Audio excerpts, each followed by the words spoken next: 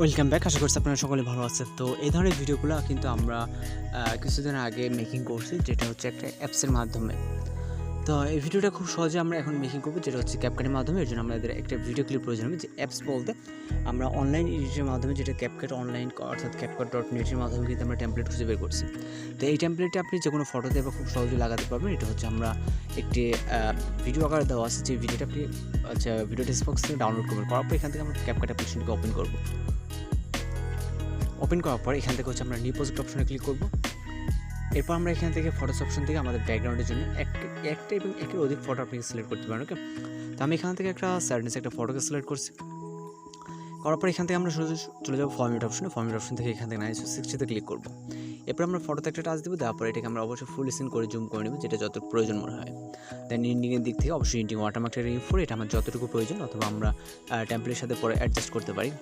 তো এটাকে আমাদের যেটা করতে হবে, আমাদের ফটোতে যদি ডার্কনেস না থাকে সেক্ষেত্রে অবশ্যই ডার্কনেস আনতে হবে, এবং যদি আমাদের ডার্কনেস বেশি থাকে সেক্ষেত্রে আর করার দরকার নেই। তো আমাদের ফটোতে কিছুটা ডার্কনেস প্রয়োজন, এই জন্য আমরা অ্যাডজাস্টে চলে যাবো। যাওয়ার পর এখান থেকে আমরা ব্রাইটনেসটাকে কিছুটা আমরা এখান থেকে আপনি আপনার ফটো অনুযায়ী করবেন। ওকে, দেন যতটুকু লাগে টিক অপশনে ক্লিক করবেন। এরপর আমরা চলে যাবো এখান থেকে ওভারলে অপশনে, এরপর অ্যাড ওভারলেতে।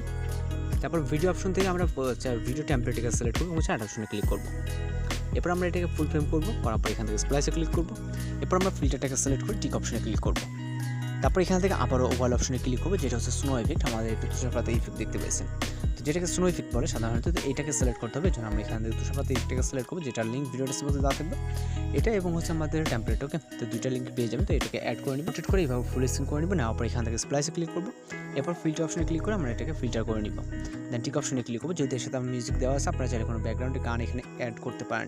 যদি করার প্রয়োজন না মনে হয়, তাহলে এতটুকু থাকবে। এবার হচ্ছে আমাদের যেটা করতে হবে, এইটার যে টেমপ্লেট আছে, এই যে টেমপ্লেট অনুযায়ী আমাদের এটাকে নিয়ে যেতে হবে।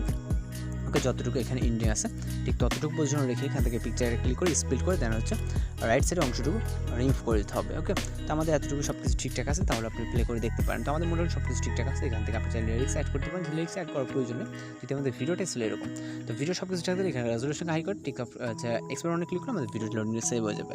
তো মূলত আজকে টিউটোরিয়াল এই পর্যন্ত। দেখা হচ্ছে পরবর্তী কোনো নতুন ভিডিওর সাথে। সে পর্যন্ত ভালো থাকবেন, সুস্থ থাকবেন।